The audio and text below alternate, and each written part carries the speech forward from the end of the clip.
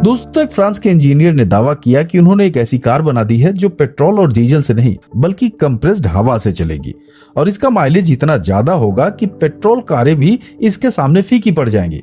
और सबसे बड़ी बात कि ये बिल्कुल पॉल्यूशन फ्री होगा। जी हाँ, और इस फ्रेंच इंजीनियर का नाम था गाय नेग्रे और इनकी कंपनी का नाम था MDI यानी मोटर डेवलपमेंट इंटरनेशनल।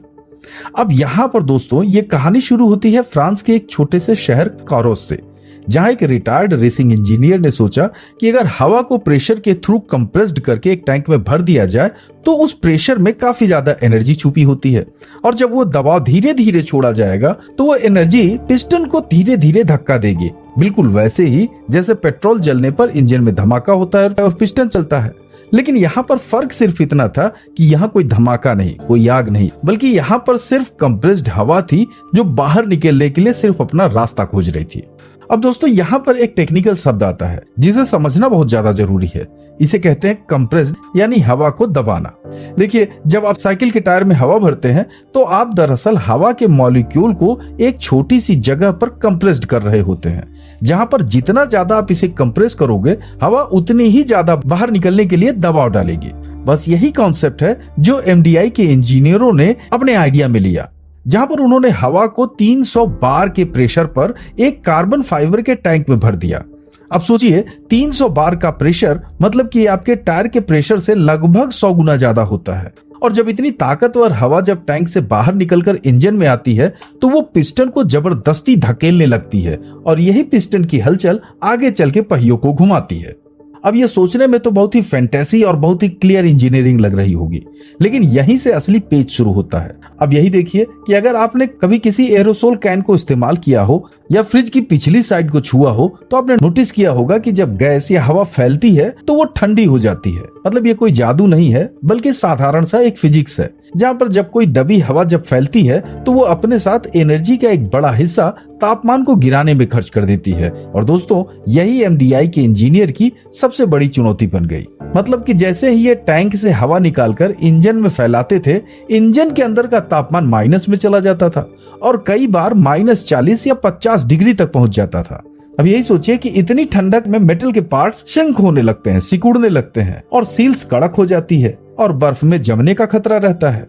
तो भैया ये सिर्फ एक टेक्निकल दिक्कत नहीं थी, ये पूरे सिस्टम की एफिशिएंसी को समझ लीजिए कि सीधे फटका मार रही थी। तो ऐसे में यहाँ पर गाय नेग्रे और उनकी टीम ने एक बेहद क्लेवर तरीका सोचा जिसे उन्होंने कहा असिमेट्रिक यानी विषम डिजाइन वाला इंजन। अब चलिए यहाँ इसे थोड़ा समझते हैं।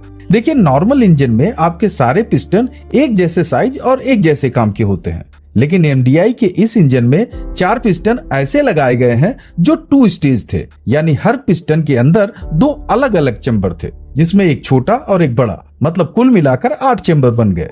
और यहाँ इनके पीछे का लॉजिक ये था कि अगर छोटा चैम्बर हवा को पहले स्टेज में थोड़ा फैलाता है और वहीं पर बड़ा चैम्बर उसे दूसरे स्टेज में पूरी तरीके से फैलने देता है। मतलब समझिए कि ये 2 स्टेज वाले फैलाव यानी एक्सपेंशन से हवा को बाहर के माहौल से गर्मी सोखने का ज्यादा मौका मिलता है।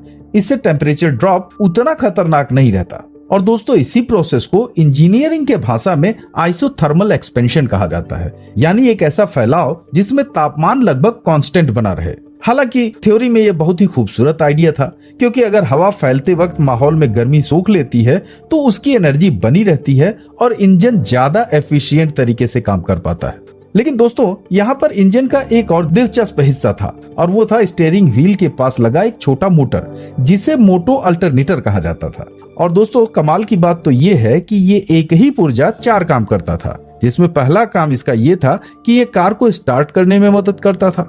वहीं पर दूसरा ये था कि ये हवा को दोबारा कंप्रेस करके टैंक में भरने का काम करता था। जैसे कि आप अपने फोन को चार्ज करते हो वैसे ही ये टैंक को रिचार्ज करता था। लेकिन वहीं पर इसका तीसरा काम ये था कि ये बैटरी को भी चार्ज रखता था ताकि कार के बाकी इलेक्ट्रॉनिक्स चल सके। खैर, इसके चौथे काम में ये एक तरीके का इलेक्ट्रिक ब्रेक भी बन जाता था, जिससे गाड़ी को धीमा करने में मदद मिलती थी। और दिलचस्प बात यह है कि इस कार में क्लच की जरूरत ही नहीं थी, क्योंकि जब गाड़ी रुकी हुई होती थी तो इंजन भी अपने आप आइडियल हो जाता था, बिल्कुल वैसे ही जैसे आजकल के कुछ मॉडर्न कारों में स्टार्ट स्टॉप टेक्नोलॉजी होती है। और भैया खासियत ये भी है कि इस टेक्नोलॉजी में गियर बदलने का काम भी पूरी तरीके से ऑटोमेटिक था। जिसमें एक कंप्यूटर सिस्टम लगातार गाड़ी की स्पीड के हिसाब से गियर एडजस्ट करता रहता था। तो सब मिलाकर ये टेक्नोलॉजी देखने, सुनने और समझने में तो अच्छी लग रही है, लेकिन यहाँ पर सवाल उठना लाजिमी है कि अगर ये डिजाइन इतना स्मार्ट था तो फिर ये सड़कों पर क्यों नहीं दौड़ रहा है। तो इसका जवाब छिपा है इसके थर्मोडायनामिक्स के बेसिक नियम में। अब देखिए, फिजिक्स में एक कॉन्सेप्ट है जिसे एनर्जी डेंसिटी कहते हैं, यानी किसी चीज के एक छोटे से हिस्से में कितनी एनर्जी भरी जा सकती है। जैसे पेट्रोल की एनर्जी डेंसिटी बहुत ज्यादा होती है, मतलब 1 लीटर पेट्रोल में जबरदस्त एनर्जी छिपी होती है। वहीं पर अगर बैटरी की बात करें तो बैटरी की एनर्जी डेंसिटी उससे कम होती है, लेकिन फिर भी काफी अच्छी होती है। लेकिन यहीं पर अगर हम कंप्रेस्ड हवा की एनर्जी डेंसिटी देखें तो इसकी एनर्जी डेंसिटी दोनों के मुकाबले बेहद कम होती है। मतलब आपको उतनी ही दूरी तय करने के लिए एक बहुत बड़ा और भारी टैंक चाहिए, जो कि पूरे गाड़ी का वजन बढ़ा देता है। और वजन बढ़ने का मतलब है कि ज्यादा एनर्जी फिर से खर्च होना, और ये एक ऐसा दुष्चक्र बन जाता है जिससे निकलना काफी मुश्किल हो जाता है। और साथ ही इसके अलावा एक और भी दिक्कत थी जिसे कहते हैं एनर्जी कन्वर्जन लॉस, यानी कि हर बार जब आप एनर्जी को एक फॉर्म से दूसरे फॉर्म में बदलते हैं, फिर चाहे वो बिजली से कंप्रेस्ड हवा बनाना हो या कंप्रेस्ड हवा से वापस मूवमेंट निकालना हो, तो ऐसे में हर स्टेप पर कुछ न कुछ एनर्जी गर्मी या घर्षण में बर्बाद होती है। अब यही देखिए कि एमडीआई के इंजन में बिजली से हवा कंप्रेस तो होती है और फिर वो हवा एक्सपेंड होकर मूवमेंट भी देती है, लेकिन इसके दोहरे कन्वर्जन में काफी एनर्जी रास्ते में ही खत्म हो जाती है। मतलब अगर हम इस टेक्नोलॉजी की तुलना इलेक्ट्रिक कार की बैटरी से करें तो ये बैटरी वाला सिस्टम ज्यादा एफिशिएंट साबित होता है, क्योंकि इलेक्ट्रिक कार में बैटरी से सीधे मोटर तक बिजली जाती है और बीच में बहुत ही कम स्टेप्स होते हैं। फिलहाल दिलचस्प बात तो ये है कि 2000 की दशक में शुरुआत में एमडीआई ने कई देशों के साथ डील साइन की, जिसमें यूरोपियन कंट्री के साथ साथ इजराइल, साउथ अफ्रीका तक की कंपनियों ने इस टेक्नोलॉजी में दिलचस्पी दिखाई। और यही नहीं है, अमेरिका में एक कंपनी जीरो पॉल्यूशन मोटर्स ने भी इसके बनाने का इरादा जताया और ये खबरें हर जगह हेडलाइंस की सुर्खियां बनी। और ऐसे में लोगों को लगा कि शायद ये वो टेक्नोलॉजी है जो कि आने वाले समय में पेट्रोल कारों को कम्प्लीटली रिप्लेस कर देगी। और इसी दौर में इसके प्रोटोटाइप भी बनाए गए, टेस्ट ड्राइव भी हुए और मीडिया में जबरदस्त चर्चा भी हुई। लेकिन दोस्तों, जैसे जैसे साल बीतते गए ये सारी डील्स या तो ठंडी पड़ गई या तो पूरी तरीके से रद्द हो गई और असली प्रोडक्शन कभी बड़े पैमाने पर शुरू ही नहीं हो पाया, जिसकी एक वजह सिर्फ टेक्निकल ही नहीं थी बल्कि टाइमिंग भी थी। क्योंकि ठीक उसी दौर में जब एमडीआई अपने कंप्रेस्ड एयर कार को बाजार में लाने की कोशिश कर रही थी, उसी समय दुनिया में इलेक्ट्रिक व्हीकल्स यानी बैटरी से चलने वाली कारों की टेक्नोलॉजी भी बड़ी तेजी से आगे बढ़ रही थी, जिसमें लिथियम आयन बैटरी की कीमतें तेजी से गिर भी रही थी, वहीं उनकी एनर्जी डेंसिटी भी बढ़ रही थी, चार्जिंग इंफ्रास्ट्रक्चर भी बन रहे थे। तो भैया ऐसे में एक तरफ कंप्रेस्ड एयर टेक्नोलॉजी अपने थर्मोडायनेमिक्स की दीवार से जूझ रही थी, तो दूसरी तरफ इलेक्ट्रिक कारें हर साल बेहतर होती जा रही थीं, जिससे निवेशकों और कंपनियों के सामने जब दोनों ऑप्शन रखे गए तो ज्यादातर ने उस टेक्नोलॉजी पर दांव लगाया जो साफ तौर पर आगे बढ़ते दिखाई दे रही थी। फिर भी इस आइडिया को पूरी तरीके से खारिज करना गलत होगा। देखिए, दुनिया भर में आज भी कुछ इंजीनियर्स और छोटी कंपनियां इस कॉन्सेप्ट पर काम कर रही हैं, खासतौर पर ऐसी जगहों के लिए जहां बैटरी बनाना महंगा है या जहां शॉर्ट डिस्टेंस लाइट व्हीकल्स की जरूरत है, जैसे कि फैक्ट्री के अंदर चलने वाली छोटी गाड़ियां या कुछ खास इंडस्ट्रियल यूज केस।